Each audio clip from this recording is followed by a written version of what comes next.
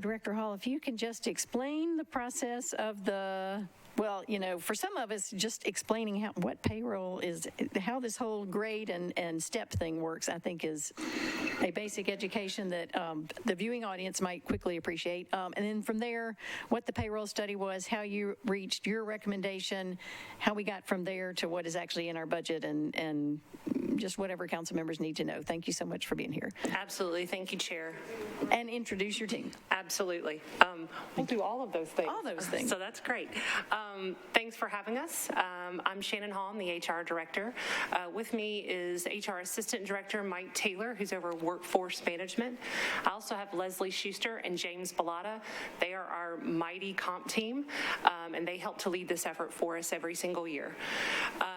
I want to clarify just a couple of things, only because I've been seeing information and I'm watching a few of these budget hearings, and I want to make sure that I'm super clear about, because we can give you any amount of information about the process, how it works, who's in charge of what, and I feel like I've seen some information that wasn't maybe as clear as it needed to be, and I wanted to just clarify certain greater lanes first as a framework so that we're all operating on the same framework. First and foremost, there's first things first, Metropolitan government is a separate entity, a separate employer than Metro Nashville Public Schools. You guys fund both, but these pay plans only cover Metro government employees. So the purview that Metro HR has with regard to recommending comp and compensation for employees is limited to Metropolitan government employees, not Metro Nashville Public Schools employees. They would have their own HR division and own comp division. So I can't talk to you about what their process is because we're separate employers, but I did want to at least clarify, even though you fund both, Metro Human Resources provides HR and compensation overview for Metropolitan government employees, which includes your traditional Metro departments, including police and fire. You have 3 pay plans that get filed in coordination with the budget. 2 of them, general government and police and fire, those are studied and recommended by the Human Resources Department to the Civil Service Commission. I'll call them the main Civil Service Commission that you hear about. They then can adopt, amend, or approve that recommended pay plan, and then that comes to you all via the mayor's office in the filed budget. And then those are under consideration. You also have a 3rd pay plan. It's the health department. By charter, the health department is technically its own separate civil service agency that dates back to the inception of the government. John Cooper and I tried to go down some rabbit holes once trying to figure out why. But currently, the health department is technically their own civil service board. So the Board of Health also serves as the civil service board for health department employees. So they also have their own pay plan and recommend their own pay. Traditionally, they're working with our office and following many of the same steps, but would make their own appropriate recommendations on classifications for employees at the health department, which is right around 500. But we help to kind of quarterback and bring all that to you with the legal department in 3 resolutions that track with the budget. I did see reported the Employee Benefit Board has a role approving this. They do not. The Employee Benefit Board is also a really important board that's supported out of HR. They're the governing board of benefits. So that's a really big part of a employees' total comp, but I wanted to at least separate that out as well. We can help to address questions there, but really what's in front of you here are the recommendations with regard to Metro employee pay that's been recommended by the Civil Service Commission and the Board of Health for those 3 pay plans. So I hope that provides a framework. I've just read enough and seen enough in the media and some from others. I just want to make sure that was super clear. So with that, we will then kind of dive in. I'm going to actually have Leslie and James lead this part. Dive into what our pay plan report looked like. The copy that you have in front of you is the actual copy that went to the Civil Service Commission. These were our recommendations. So we're going to kind of walk through very high level what those specific changes were. So I'll turn it over to Leslie and James. I'm Leslie Schuster, HR. Our pay plans, and I'm going to be looking at this larger packet that I think you all have of the report that went to the Civil Service Commission that talks about changes to our pay plans for this coming fiscal year. You'll see at the back of this packet a list of classifications and pay charts. So our pay plans consist of many different classifications representing different types of jobs that we have, and they're all assigned to a pay grade. We have two different types of pay scales in our pay plans. We have pay scales that have steps or increments, and then we have some that are open range. So you'll see a minimum and a maximum, or a minimum, midpoint, and maximum on those charts. All of our classifications would be assigned to one of those different types of pay grades. When we do class studies every year, we hear from departments about challenges they're having, and we will do market studies. We will, for positions that are typically only in local government, like police or fire, we would look to peer city governments to compare salaries, whether it's in the local Tennessee market or in our peer cities like Atlanta or Austin or Denver. And we look at where the grades that we assign to our jobs, and are they still appropriate? Do we need to look at adjusting the pay grades so they have different minimum, maximum? Or do we need to look at the grade assigned to a classification? Maybe we need to assign it to a different grade. If we change the grade of one classification, we look at similar classifications. What will this do equity-wise within the rest of the government? So it's a lot that we look at to determine what's the appropriate pay range for each classification that we're looking at. And then we will come to the Civil Service Commission with our recommended changes, whether it's to the pay structure or individual classifications where we might change the pay grade assigned to that. This year, our focus was mainly on trades and labor. We have been having a lot of issues recruiting, retaining, especially entry-level trades. So we looked at our whole roster of trades and labor classifications and made adjustments to both the structure of those pay charts and to the grades assigned to all those classifications to bring those pay levels up. Another thing we looked at this year with help from a consultant, we had some help from Deloitte Consulting to look at both the jobs for our internal, kind of the core departments of finance, HR, and IT.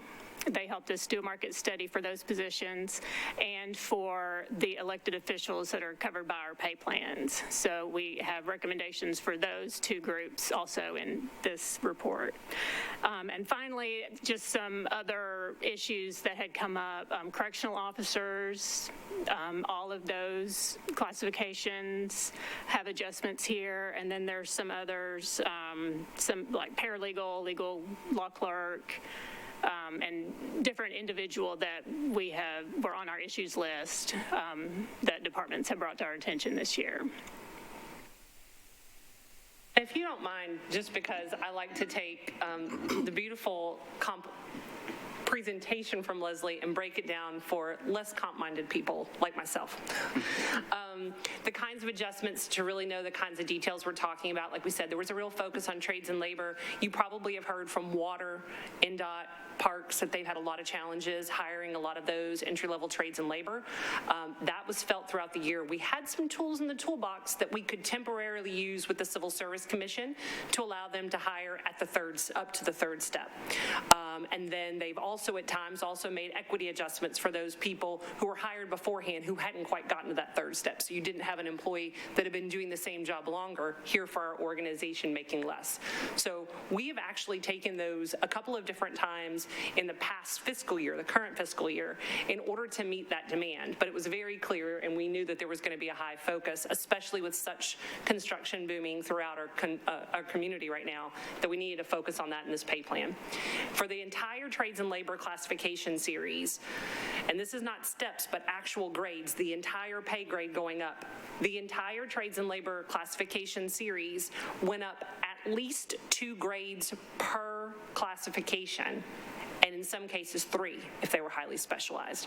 And we believe that that is going to meet that demand, but that's a pretty significant increase. We typically wouldn't see grades, an entire series go up by 2 and sometimes 3 grades across the board. So it definitely seems like that's warranted, and we think that's going to be permanent, effective tool in the toolbox for this next fiscal year, so that departments will be more effective, especially getting those entry level, and then allowing that growth to continue within our organization, so you don't create compression issues. You don't want to hire someone in at a higher pay range and the people they report to have not also been adjusted, where you could have a lower employee reporting to somebody and making more. So we feel like that's a very big lift for trades and labor. On the correctional officers, this was also on our radar, but then when the governor had come out and spoken, I think it was December 5th, with 1 day's notice, said he was going to give a 37% pay increase for entry level and correctional officers at the state level, plus a signing bonus. We needed to act quickly, which we did, and worked very constructively with the sheriff's office.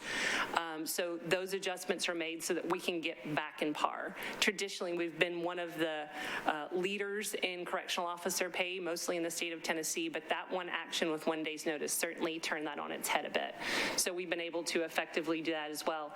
And then we did mention the elected official study. If you all recall, last year, the council approved a resolution that instructed Metro HR at least once per council term, every council term, to study the pay for council members, vice mayor, and mayor, and then instructed us to present that as drafted in the code now, to present that to the Civil Service Commission and make it a part of the pay plan. So we have done that as well. We also outsourced that study as well with Deloitte. We were able to absorb that additional cost within our budget. We were able to negotiate a favorable deal with Deloitte to do that as well. But those adjustments are also in the pay plan as well, to meet that statutory requirement that council passed last year. And effective next term. That's the interesting part. And I don't want to miss public defender, because there were a few others as well. There are a few of those elected official components that we set pay for that can't become effective immediately in a fiscal year like the rest of our classifications, the same way that you all are also not subject to COLAs or merit-based increases like our employees are. So all of those classifications are in this, but will be effective the beginning of the next term in accordance with the charter. So I did want to kind of deep dive a few of those particular issues, especially since they were such a huge focus of our pay plan. Thank you, Ms. Hall. Could I just ask you, just because real life examples help me, so if someone in the water department decided to hire someone, what classification would it come under, and then how do I go back and decide what grade they would then be and what step would they be on, and where in the world does the cost of living increase fit into these charts in the back? I mean, if I were going to try to peg the number in the back of this of what salary are they getting today, just from knowing I've hired a water maintenance person, how do I follow this chart from the front to the back to find out what their salary is starting next year? So can we ask it in a slightly different way? Can I frame it in a slightly different way? Frame it another way, and I'll tell you if that's the question I'm asking. Well, when we say water department employee, the water department's a pretty large department that employs all kinds of classifications. So let's say in one of our infrastructure departments, if we have an employee that's currently employed at a particular grade, in this particular case, we'll use M&R worker. Do we want to do that? What's his name? M&R worker. Maintenance. Yes, maintenance and repair. I'm so sorry. We like to abbreviate things here at Metro. I'm so sorry. Maintenance and repair worker, which is a very common, and I will tell you, very hard to recruit position. It's an entry-level infrastructure position we use across the metropolitan government. It's actually one we have on continuous posting right now because they are so hard to come by. I believe that current grade under the trades and labor is TGO. a TG05. So that An M&R worker is a TG05. correct. Okay, this is why I'm confused. Okay. Yes, that's okay. We make it. That's I think as Leslie tried to outline, this is a very intentional exercise that's really meant to create equity not only between classifications and duties of functions throughout departments, but also in relation relation to one another. So we have, 500 classifications in our pay plans? So they do go across many grades. So the current entry-level worker, who is a maintenance and repair worker in any of our departments, because they're using the same classification, is currently a TG05.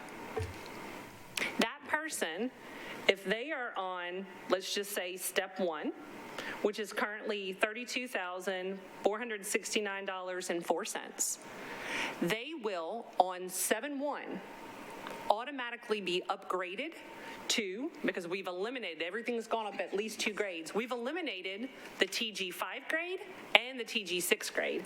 So then that person is going to go up to the minimum of the new base pay under the trades and labor, which is going to be TG07. That base pay is going to be $37,830.70. So there'll be 2 grades that have increased. That is inclusive of the COLA in this particular case because it's step 1 to step 1. And so all the grades have gone up. Every grade in the entire pay plan went up by 4%, which is how we achieve parts of those COLAs. But then that person would also be due a merit-based increase at their anniversary date. Which would be a step. Correct. Yes. So that's when they go from step 1 to step 2. So grades are like full jumps in these grades across, right? And then you can go within the steps. So we're actually going down and eliminating the first 2 current grades. So simply put, the entry level of every trades and labor classification right now is the TG05, which is currently at $32,400 and change. That is automatically no longer the floor. The new floor is now $37,830, but because the person was already, so anybody who's hired after July 1 will automatically, that'll be the entry-level base.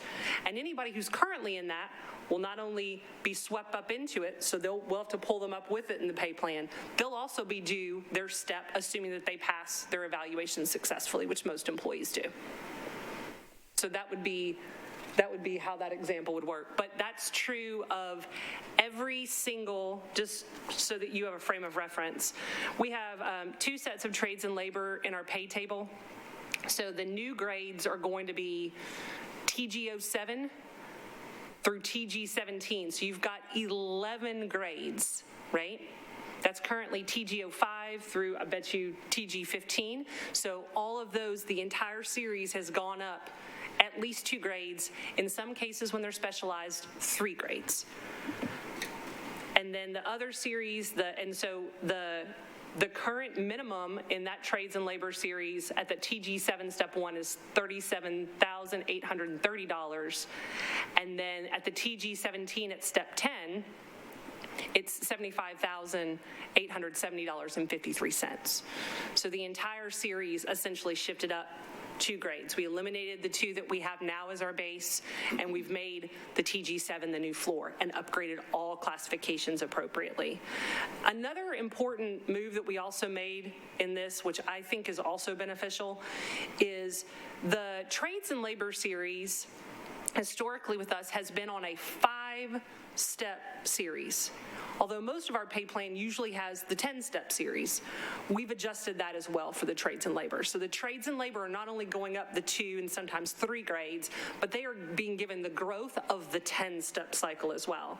So currently it's 5, but on July 1, anybody employed in those positions or employed after those positions will benefit from the upgrades to those positions, as well as the benefit of having 10 steps rather than 5. So those were 2 pretty major adjustments to trades and labor. It was definitely our biggest focus of this pay plan.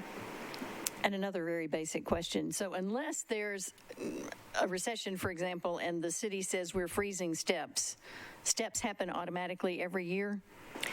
For the first 5 years, yes. And then for the second 5 years, it's every other year. It's every other year. But it happens automatically That's just, Assuming that the employee passes their annual evaluation. If an employee does not successfully pass their annual evaluation, they would not get a step. But most employees do pass their evaluations. and in Metro's, I mean, the past 10 years or something, there have been a couple of years because of recession or pandemic or whatever, where we've said we have to freeze steps. And so people stayed put in a step. But otherwise, that just happens automatically. Yes, and I would say overall, I know that sometimes the administration and the council are faced with really challenging fiscal times. I've been here for almost 20 years. Mike's been here longer. This is probably these couple of years have been some of the better financial years, frankly, I feel like we have had.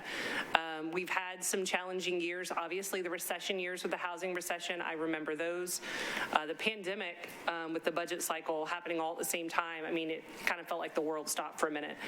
We are always a proponent that they don't be frozen, because when you do freeze a pay plan, even though I know sometimes you all are faced with terribly difficult fiscal situations where you feel like you have to, our preference is that we always keep the steps from being frozen or open range not being granted, either merit-based pay. We always recommend that continue, because when they do stop, digging our way out of it takes a few years. You create unintended inequities that could happen as a result of stopping a step and then hiring another employee at a later date when steps are not frozen.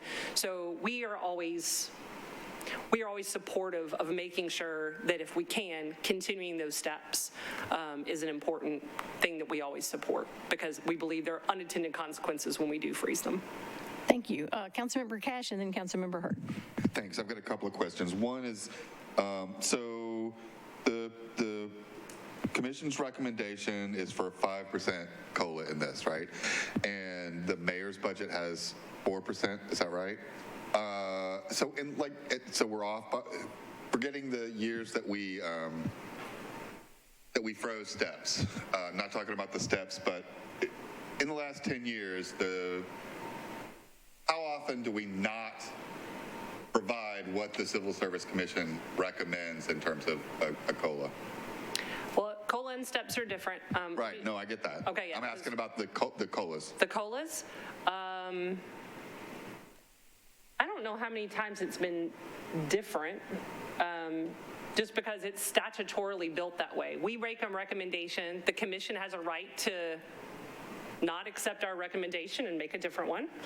And then the finance director statutorily has a role with the mayor. And then the council gets further adjustments, although yours are uniform up and down. But I don't know, but we can find out how many times. Typically, the question I think we've been asked is, have there been years we gave no COLA? But I don't know how many years we've had where it's different than what we recommended, but we can totally get that for you. Maybe for the last 10 years or so? Yes, 10 years. Sure. And I mean, I'm assuming that you nor the Civil Service Commission ever recommends freezing steps. Would that be right? No, that's absolutely, I think that's, I wanted to at least put that out there, but yes, that's the case. Yeah. So I'm talking about like what's requested versus what we grant, right? Whether it's the mayor's budget that goes through, which I think has happened once in the last 10 years, or the council's substitute budget. I'm curious about, so some of these in this packet on the near the end, there's a special pay table, general pay plan. So are these recommendations like different from the general COLA? Like I'm looking at school patrol hourly. This is on Appendix C, 30, page 32. And school patrol, which is hourly, they're not full time. I mean, I'm assuming that the numbers correlate with school. Like within the police department, the school. They're school crossing guard. Yeah.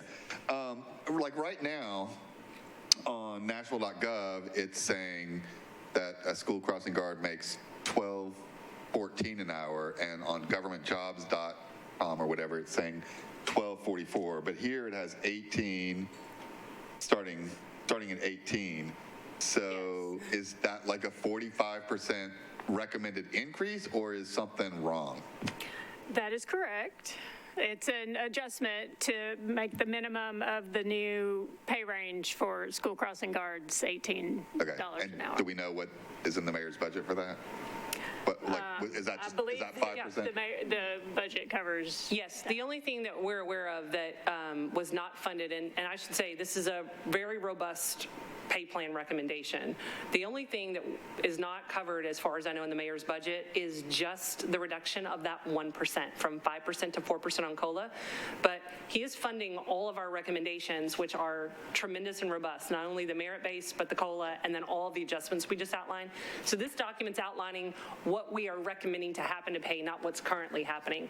I'll be honest with you, I'd have to look at some data, which we can look up for you. I don't know that we have any school crossing guards making that low, and I want to say this. There is a difference between a minimum pay range and what we're actually paying people. So we can definitely look up what the average pay or the lowest pay for school crossing guards, which is technically under the police department, is paying right now. Right. We can absolutely get that for you. Okay, great. Yeah, I mean, it's advertising publicly, 1214 on Nashville.gov and 1244 on government jobs. So if we are paying, if hourly starting pay is better than that, like we need to get the website fixed, right?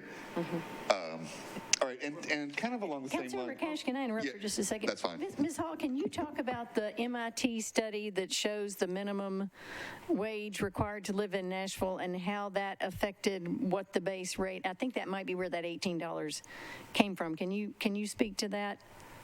Yes, I can speak to that.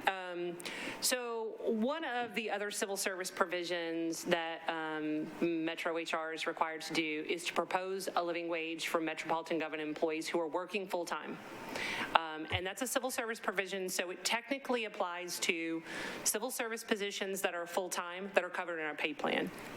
Now, we have a lot of non-civil service departments that also utilize our pay plan, which we totally embrace, and that's wonderful too. But that is for full-time employment. We use the MIT Living Wage Calculator, which does update periodically. And this year it did update, as it did last year. Metro had established a $15 minimum wage for full-time employment, and that's just for full-time. We had established that several years ago, and then we were starting to flirt with that with the increase that happened last year with the MIT Living Wage Calculator. It did increase again this year. There was an additional adjustment beyond what we first saw the adjustment to be without any notice that we discovered, and we worked quickly with the mayor's office in finance to adjust it. It was literally the week before the mayor was filing his budget and after the commission had approved the pay plan. And the administration said, let's go for just the $18 floor for full-time employment. And so finance and the mayor's office worked feverishly and very quickly to make sure that was included as part of the budget. And then we've already reported back to the commission. We'll be bringing up that update as well, but that is also included in this budget. So technically it's for full-time employment, to your point. School crossing guards are not all full-time, although I think the supervisors might be. They're still part-time, but they work more hours. Thank you. Okay, I And I think- interrupt you, I'm sorry. Councilmember Cash. On that? Yes. So why, I mean, I guess we're kind of saying it's okay for part-time hourly wages to be lower, or we're prioritizing full-time people. I mean, I don't know how I expect this to be answered, but like, do we just kind of have an attitude that somebody's working part-time, they don't really need it as much? Not necessarily. Like that concerns me that we're not, I mean, I'm also looking at this part-time seasonal pay, and like most of them are not really that close to $15 an hour starting. Right. Let's talk about that separate. Okay, first things first. The Metro HR controls the pay plan and employee pay for civil service employees. Civil service employees have to work full-time at least 32 hours. So the pay charts that you are discussing with regard to seasonal pool, I know they're in our pay plan, but those are not determined by Metro HR. Those are determined by the Board of Parks and Recreation. Now, we have offered, and every year we offer parks the opportunity to work with us and make some adjustments. Every year we ask them, would you like to adjust those? But those pay ranges are actually not set by Metro HR and are outside of our scope of purview because they're not civil service employees. But those pay rates and those ranges are set by parks. I know I spoke with, actually connected with Monique yesterday following some of her budget hearing as well, and we're talking about how we can better partner on a couple of the challenges she's having. But, I said, I offered her my personal recommendation, which we did ask again this year, like we ask every single year. Do you want to update? Do you and the Board of Parks want to change the pay rate? And the response from Parks was no for this year. However, I do not believe that they are paying anybody close to those minimums.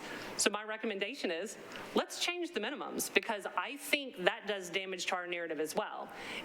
Even though we're not paying people on the low parts of those ranges, which are outside of Metro HR's purview, I think we should better advertise the kind of pay ranges we are, so that we are, because perception's reality and we want to be an employer of choice. And she was very receptive to that partnership. So I expect in the next couple of weeks that we'll be getting together and addressing a few different issues, I think, to better support her needs at parks. But that's technically determined by the Board of Parks. Great, thank you for that. Thank you. Councilmember Hurt. Thank you, Madam Chair, and thank you all so much for being here and for all that you do. I've got two questions.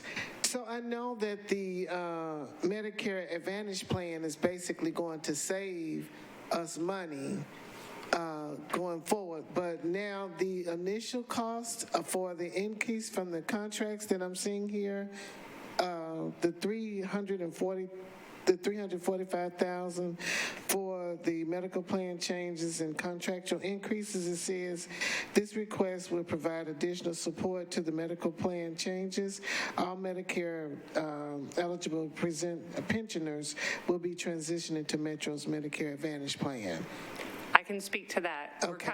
We're doing a little apples and oranges because that's my department budget, but I know that off the top of my head too. Okay. Okay, so we are switching all post 65 Medicare eligible. It means everybody on their plan has to be Medicare eligible, right? Right. If the pensioner is Medicare eligible, but the dependents are not, they don't switch. So everybody who's Medicare eligible on a member's plan would go to the Medicare Advantage plan. That is going to reduce our cost. We don't have the firm numbers. We do have some estimates. But the cost that you see there is actually the cost to make the modifications in R12 that are required for us to actually administer the benefit. These are the cost estimates that have been provided by ITS for CSS to actually configure our system to do these benefit changes through annual enrollment and beyond. We're having to, for example, also in that same budget request for a similar type function, because the council has made adjustment to future post-council benefit, like how you accrue it for the future people, but it will affect people that are elected next term. I am also having to request money to modify R12, where our benefit system resides, in order to make that function happen. So this, when we see consulting dollars, that particular one is a one-time cost for us to actually make the system modifications in R12 in order to make those functions happen. But that was basically what I was thinking, that it may be a one-time cost. And the reason why I was asking this question, and leads me to my next question, is the time that I spent with you and the benefit board and all that. Do you have a specific liaison to staff those semi-autonomous boards and agencies that you all work with? Because you spend an awful lot of time staffing and serving on that, and I'm just not sure how you get it all done. So I'm wondering if you got some help, or if there is someone, and that was just one board that the study and formulating, and then the benefits board, and I know that there are others. So I'm in awe. I appreciate that. I will take that as the massive compliment that you've given it. But I will say this. I think you can tell, here's the beauty of having somebody who's worked their way up through HR. I know how a lot of it works, and I care passionately about not only benefits, but HR management. So it's a pleasure to actually do a lot of this work. We have an amazing benefits team that actually, if I told you, they have been working since last fall daily towards how we communicate and prepare for the administration of this Medicare change alone. Every single day. We have a staff of dedicated employees that do amazing amounts. We have been developing communications. We've been working with these consultants on these modifications to make sure that they're seamlessly happening, and literally weekly calls with a staff of amazing people that are looking at this from every angle, preparing communications that'll be very shortly going to pensioners. We're not waiting till annual enrollment for this. We're prepared to be bombarded with tons of calls. We have an amazing benefit services staff, and in fact, our team has been doing internal cycles in breakout rooms, trying to stump our benefit services rep for any question they get when those calls start coming in from pensioners that want to better understand the change. We want to make sure they feel confident about the change when it occurs and not have them feeling panicked about the change. That's why I'm asking, do you have a liaison? Because I don't know how you do all of that. Because I know they have those jobs. And, you know, I was in a lot of those meetings with you. And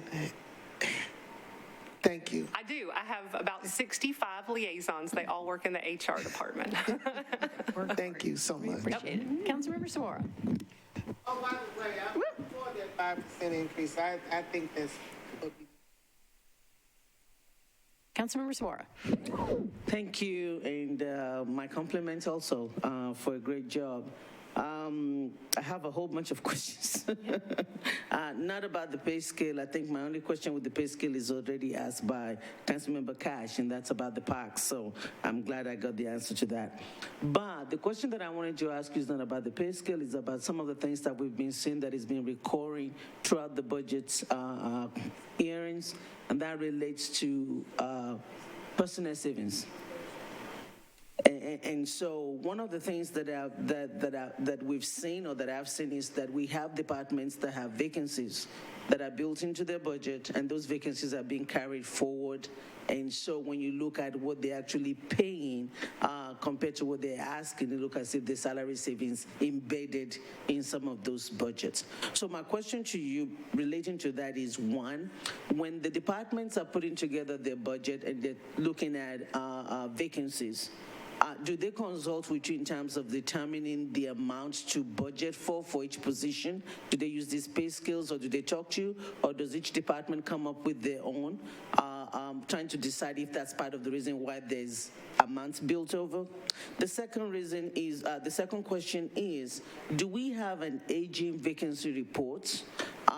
Because some of these vacancies could have been things that have been there for a long time. So we're trying to decide, is it a vacancy for a position that was created last year that haven't been filled, and that makes sense that we carried it into this year? But what about department that have $1 million, that have over $1 million in salary savings? Is it because of vacancies that they've had for 3-4 years and they're still carrying forward? So is there a report that can help us determine that or look into something like that?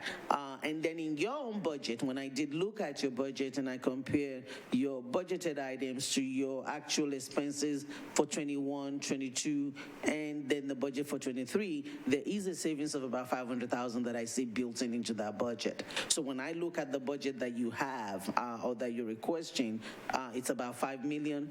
But when I look at your FY22 budget and where we are today, and I prorate it, it's still showing me that if the spending go the same way, we're not going to spend all of that money. So I'm asking a whole lot, and salary saving has been a focus for me this budget cycle, and I'm trying to get a better understanding of how do we look at that. And everybody kept saying, Ms. Hall is going to clarify all of that for me. Keep your question until today, so I kept all of it, wrote it down nicely, and hope you can just walk us through what is that process and how do we have a better handle on salary savings. And we don't want to cut money if it's for a position that is new and much needed from a year or 6 months ago, but we also don't want to keep building budget on budget for a position that it's been there for a number of years. Yes, and because you asked a lot, and I think they're important questions, if, as we're moving through this, if I can just have you prompt me, I can make sure that we answer every component of that question.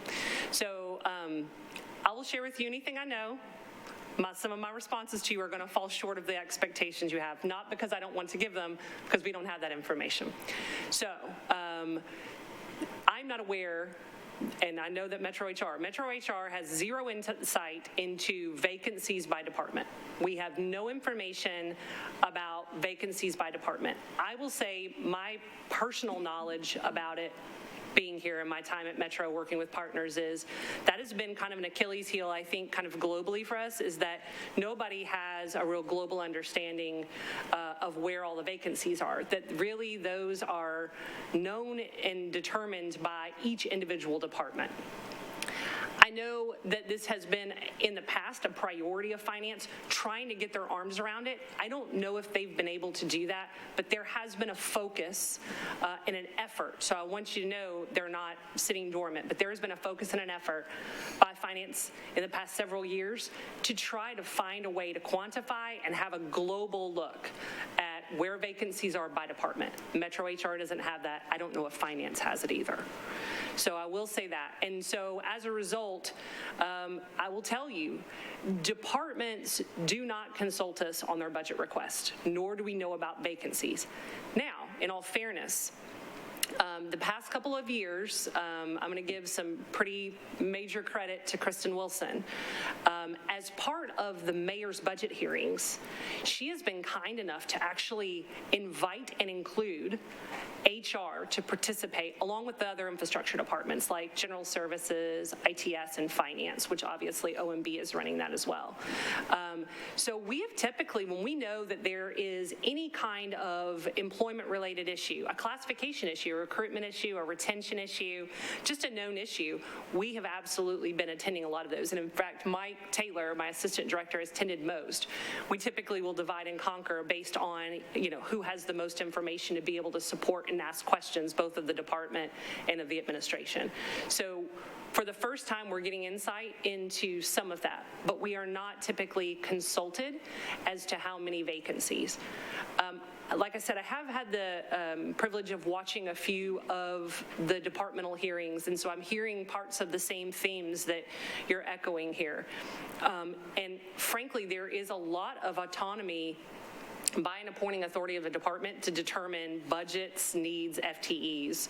And that doesn't really involve us at all, right? We don't get involved necessarily in their budgets or their FTE requests. Not that we couldn't, but we're typically not consulted on that part. Now, once they do get funding from you guys through the appropriate budget process with the mayor's office and council, when they want to pursue those positions, that's when all of a sudden we come into play. In theory, what they should be doing is reaching out to us and saying, hey, we need to hire 3 more workers. Typically, since they know their lines of business so well, they know what are appropriate classifications. But to the extent that they have some duties and responsibilities, they don't know where it quite fits in this pay plan and pay scale, we absolutely want to be involved in that. And at times we have pulled back and tweaked a recruitment because we're like, this isn't classified appropriately. So most departments will engage us when that happens, but most of the time they know we need, 3 more crew leaders to lead these particular efforts at solid waste or whatever the case is. And then we start the recruitment process with our recruitment team. There is a check and validation that's happening with our data compliance team in HR as well as OMB to make sure there is a vacancy and that they do have funding to fill that. And then we drop that job posting and we start going from there. So we don't have insight to the vacancies. We don't typically get consulted on that. I did hear some themes about, I think sometimes, personally, my best practice would be I typically call above the line savings employee salary and benefits and fringe, and below the line savings operating budget. This is personally how I do it. And never the two shall meet. So if I have salary savings, I'm typically holding those salary savings, and sometimes they actually play really significant roles in future years. For example, we had some salary savings over the past couple years. It's been very tough. I think you guys have heard me say before in the past couple years, I feel like there's a lot of deferred maintenance with regard to Metro employees, right? They've been doing their jobs. They haven't necessarily had, we've had to defer some of the equipment that they have for longer lives than they probably intended. Employee pay has sometimes had to take a pause. So I think right now, like when I got salary savings where I have somebody who would retire after a long career and I hired someone lower, I'm able to use those to make internal promotions to help grow the next sets of leaders within a department. So I believe that departments having salary savings when they generate those organically are really important to keep. Now, ongoing significant vacancies that don't get filled, save the last couple of years because we have really switched to an employee market, I think they're really unique challenges. Like, I know when I heard Director Odom talking the other day, one thing I probably would have clarified even further in her defense was she bears a cross that is not like any other department. Every year she has the privilege and responsibility of almost doubling the size of her department by having to onboard and hire 300-400 part-time seasonal and pool employees. That is a tremendous lift every single year that no other department is facing at that rate. So her vacancy list probably looks tremendous versus others. But I do think it's valuable, as you can probably tell from even using my budget book submission, I usually only have a couple of vacancies at any given time. If mid-year we have a crisis where we need to meet a need, Medicare Advantage questions are really popping up and we need to take an FTE and hire somebody to help shoulder that load and educate our public, it's really great to have one or two of those. Or if I have somebody who retires after a long career and has to be paid out their vacation for 4 months and I can't wait to backfill that, sometimes having that extra FTE or two or those salary savings to do those internal promotions, I used a lot of mine this year to do well overdue internal promotions across our department. And that's helping me as a retention factor too. Thank you. We will be having subsequent conversation between the finance director, me, you, and trying to look at all of this. There's nothing wrong in having a justification. I think it's when we just don't know what it is and it's not explainable that it just doesn't make sense to me. I also think that if you budgeting for a position without actually using the correct scale, it could lead to build up in your budget as well. So you're budgeting 100,000, but the position is only 80,000. Over time, it creates a build up, and I think HR should be there from the beginning. So I think that this is the first time since I've been on council that I'm looking at personnel, and I think it's a conversation that I want to continue and just see where we go, and we'll see. So, but thank you, and finance has been working great. So this is not, it's just performance improvements. Let's see if there's something that we can do for next time. So thank you. Did I answer enough of your questions? I want to make sure. Because they're all tied to the same thing. So I figured once you said you were not involved and you cannot give me the vacancy report, there's no point in asking any other question because it's all tied to it. And I think we need to correct that somewhere along the line. So Thank you. Thank you. Thank you. Councilmember Withers. Thank you so much, Chair Allen, for recognizing me since I'm not on budget and finance, but I have been a past personnel committee chair, and I've worked very closely with Director Shannon Hall for all of my time on the council. And we happened to have a conversation this morning, and I wanted to maybe reprise that a little bit. But on that side of targeted savings, even during my time on the council, we've had tough budgets where we've had to have targeted savings that happen within departments, and it's my understanding that usually has happened through kind of closing out positions that fortunately were unfilled, and hopefully in those cases those departments were able to do that in a way that did not result in layoffs of employees and things of that nature, right? I think that we've managed to avoid that pretty much. Typically vacancies, but you're totally right. Yeah, but one thing about it too, I wanted to see if you could share your insights with us about this. You've stated, we had a discussion a little bit earlier with Councilmember Cash about maybe what's on the website isn't really, maybe we're advertising a pay scale that's lower than what people are actually being paid, and so maybe people aren't applying for that. We're just coming out of COVID. We suddenly find ourselves having gone through a recession, but then immediately in the Great Resignation, lots of baby boomers are retiring, like all this perfect storm that we're in at this moment, where Metro government is really competing with a private market that's pretty overheated for jobs that are really difficult. But I think public service jobs are really rewarding for people that want that public service.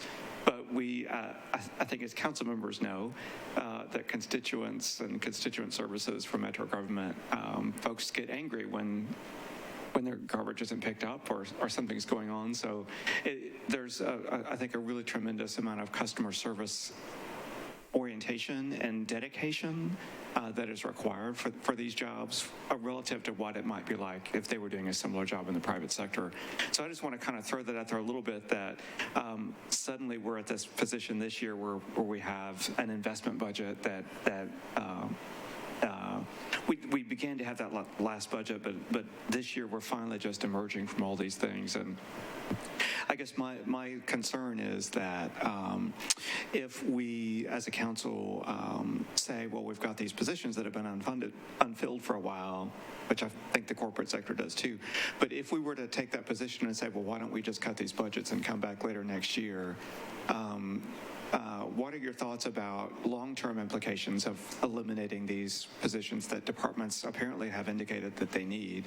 What are the long-term implications for that? And also in terms of subsequent budgets, and also what if we get to a position where our budget next year is not as good as this one is, and we may not be able to add those later? What should we be thinking about on a 2 to 3 year range about the decisions that we might make about closing unfilled positions that maybe we should think about more before we make that decision? Sure.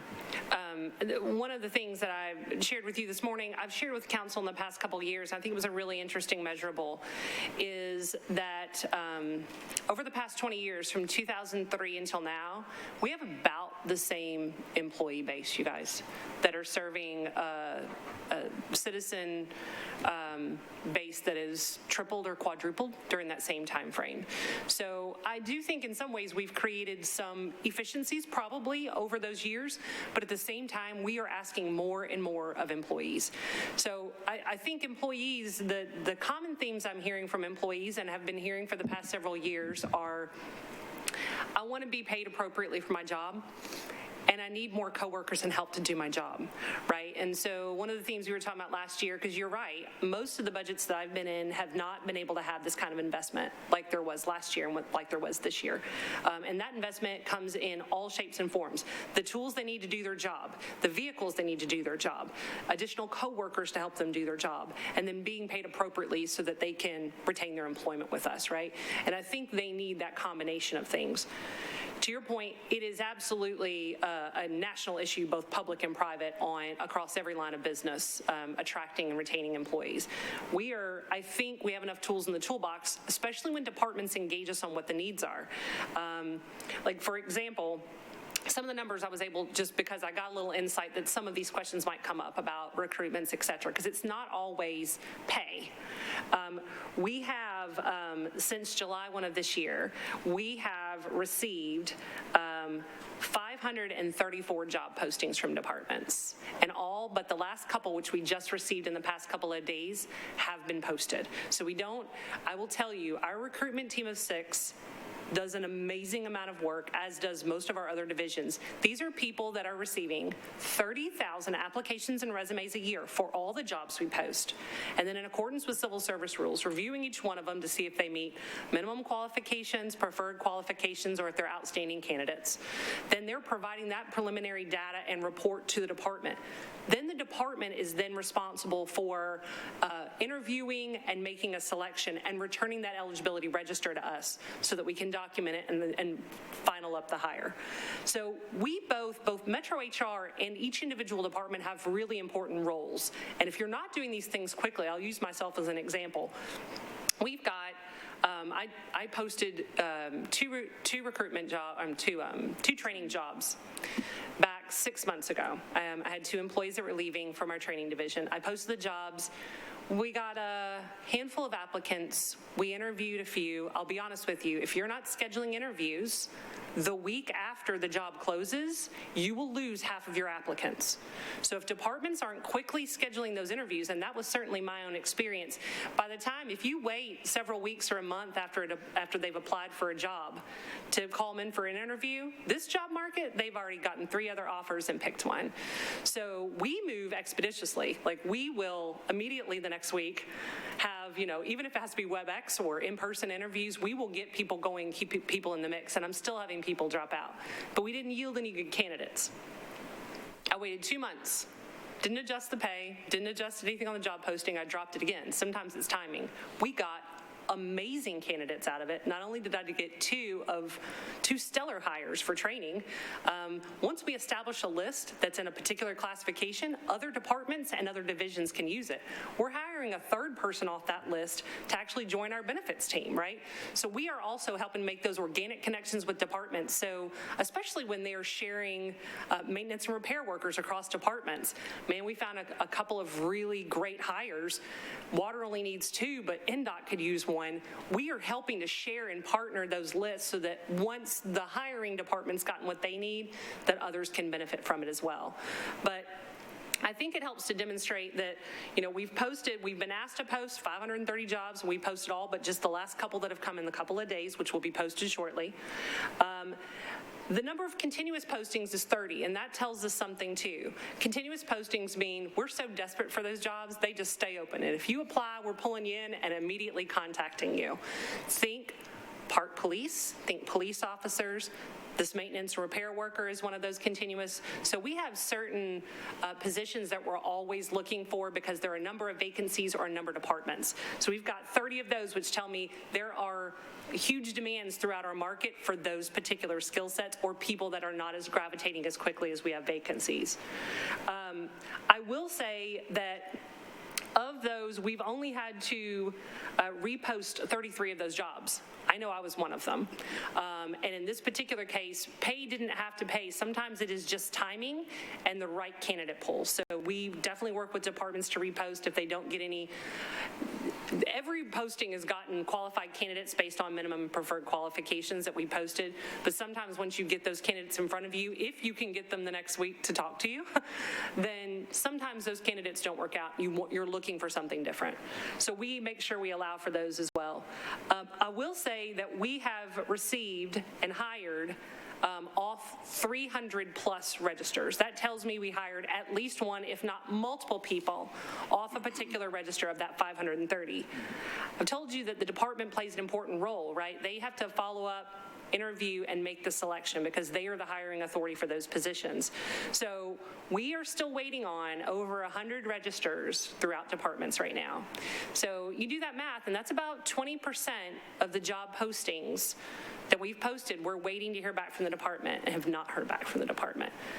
So it's interesting, sometimes pay, but I do think we're making significant inroads, especially on trades and labor. I think those massive upgrades are going to be really important to our success to hiring. I feel like we've done some really great partnerships with the police department. Like I said, I've already actually spoken with Director Odom about maybe our collaboration and better understanding collaboration between police, parks, and us, because they are sharing applicants for park police and regular police as well. But we want to make sure that we are getting the right candidates and making sure we're filling the needs of both departments, because they both have pretty decent vacancies, especially for law enforcement, who's facing particular challenges the past couple of years. But I feel like this police department has a lot to offer. So, Thank you. Councilmember Nash and then Councilmember Samara. Thank you, Madam Chairman. As a former overseer of the police department's finance division at one time, and also sat on the other side of the table as an FOP rep, I want to say I appreciate the balancing act that you all have to do, you and finance both, in trying to provide for the employees, deserving as they may be, and then also balancing the financial realities and all the other competing interests here in the metropolitan government. That said, it's my understanding we have something like 170 vacant positions at the police department currently.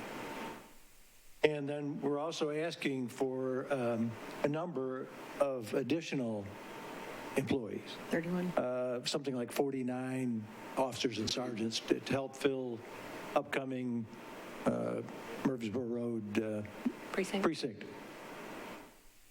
My experience, I don't see us even filling the 170 positions over this next year, and wonder if, and I'm not sure that any other, it's kind of, police is a little bit unique. I don't know who else would fall in that same category. So we've got something on the category of $3 million worth of extra positions that we probably won't get to fill either. And I wonder if that's funds that might be used to, and I know this isn't your fault either, that's part of the struggle. The 5% recommendation got made and people latched onto that, our employees latched onto that, and they really feel cheated now that it's 4%. Is there a possibility of taking that $3 million plus and putting that towards making a 5% COLA, and then kind of looking at those positions when we really have a realistic potential to fill that? Is that a good idea, a bad idea? And if so, if not, why?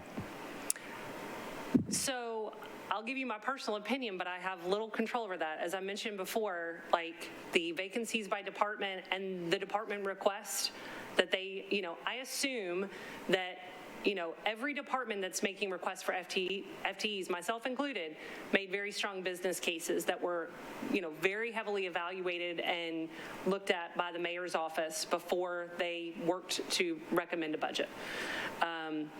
So they've obviously made a business case as to why they think, and that has passed the muster of a really good review both by finance and by the administration.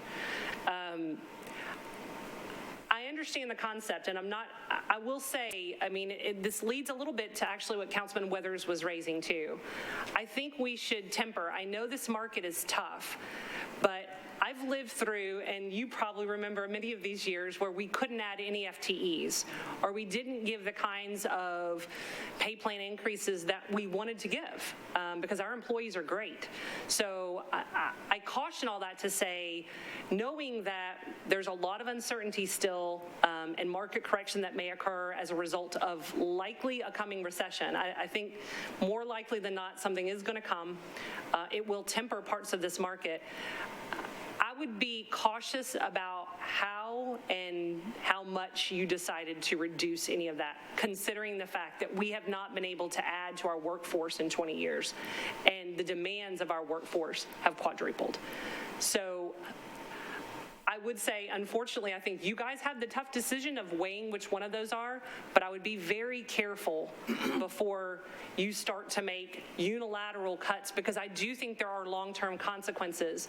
And at some point, especially as this economy dries up, and we have the ability to hire and we have the need, we may have the threshold to be able to attract some of those employees that are being a little finicky now when private industries are laying off. I have a number of individuals we've been able to hire from private, and they love the job stability that we bring, and they have brought tremendous value to our organization. So I would temper any kind of massive cuts. I'm not saying that you don't scalpel here and there, but what I also want to make sure we're doing is, I didn't misunderstand the recommendations we made on this pay plan, which are easily the largest pay plan in history, the largest COLA that's been recommended since I've worked here in 20 years. These were big lifts, and I'm actually thrilled that the mayor was able to fund kind of two things that I think are important to employees: the majority of the pay plan, which is a tremendous cost, and this many FTEs that could possibly help the employee. I feel like that's a win-win and a good balance. If we couldn't fund the whole pay plan and we still didn't give the FTEs, I think that would less meet the employees' needs. But I'm also keeping an eye to next year. What I don't want to do is, overstep this year on a pay plan and a COLA and not be able to properly fund a pay plan next year either. So it's kind of complicated, but as you know, everything's related, right? You guys are still having to deal with the same tax dollar and all kinds of worthy needs throughout. But I feel like taking a measured and tempered approach is better. I would be really hesitant to, just my personal opinion, to unilaterally start cutting, especially knowing that there were strong business cases, and this is the biggest investment in additional employees, which we desperately need, that I've seen in 20 20 years. Thank you. I do support many of the FTEs. When you go through budget crises, when 90% of your budget's personnel, where do we have to make the freezes? And our departments have suffered grossly. Again, and so I wouldn't even suggest that with taking every department. I think we'd have to look. Again, I think police department officers are a little bit of a unique, and I'm not sure if there's another department in the same circumstance, but I really have my doubts as whether we can fill the current 170 positions, let alone adding 50 more. And that's a lot of money. I do remember David Manning taking Chief Surpass to school about that issue one time. Why do you want to fund more positions when you can't fill what you already have? So just something to think about. Absolutely. I was curious about your thoughts. Thank you. Councilmember Suara. Thank you. I think it might have been said, but I wanted to make sure that I say it on record that my questions about these salary savings, I'm not going to take all of it and cut the position. I want that to be very clear. Yeah. And I said that to a colleague yesterday, that when you're looking at things like that, you cannot make arbitrary decisions. It has to be justified. You have to look at each one of them. I even said to the other person that it might not even be something that we can even do this year, it might be next year. But I think as part of the process and looking at how things work, those are the questions we need to ask ourselves. Why is HR not involved? What does that involve? So that even if it's not this year's budget, how do we make next year's budget better? So that is the line of the questioning, not to say take every single one of them. Now, I did not think Councilmember Nashville said what he said as a former police officer. That's a unique position, but if he's recommending that is a position that cannot be filled, that's a different situation entirely.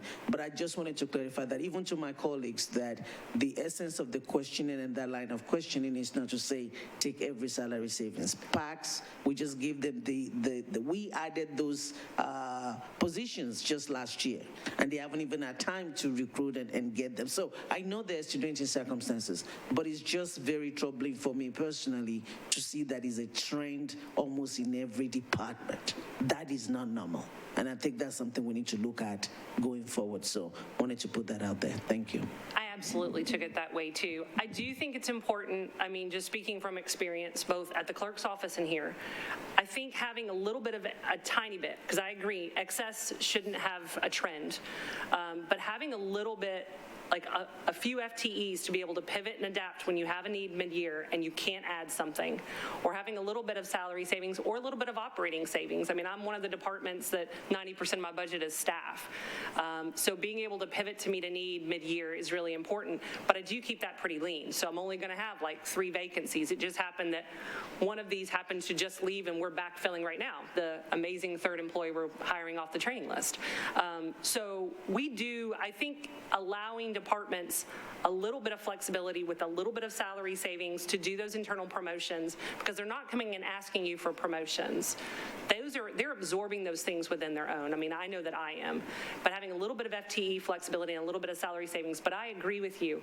If there's an ongoing trend that is well beyond a reasonable threshold, I think that could be excessive. But I think departments have to have a little bit to remain nimble and to meet the ever-changing need, if that makes any sense.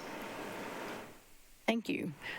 This has been very helpful, just to give us a really important context for all the information we've got from all the different departments. So we really appreciate y'all coming and staying a little bit late. I believe all the questions have been asked. If we think of other questions, send them to Director Darby, and we'll get them posted on the Counselor Resources page. Councilmember Nash, this better be really good and really short. I do want to make it clear, we need more police officers. I'm not against more police officers. We agree. Thank you for that clarification. And I will remind people, the wish list items are due Thursday at 4. Please do your best to get those in so that we can start processing what those numbers actually need to look like and get them into a spreadsheet so we can begin our wish list workshop process in June. So thank you all so much for sticking around. This has been great information. We will see you again tomorrow for schools and police and some other departments. We are adjourned. Thank you, Candy.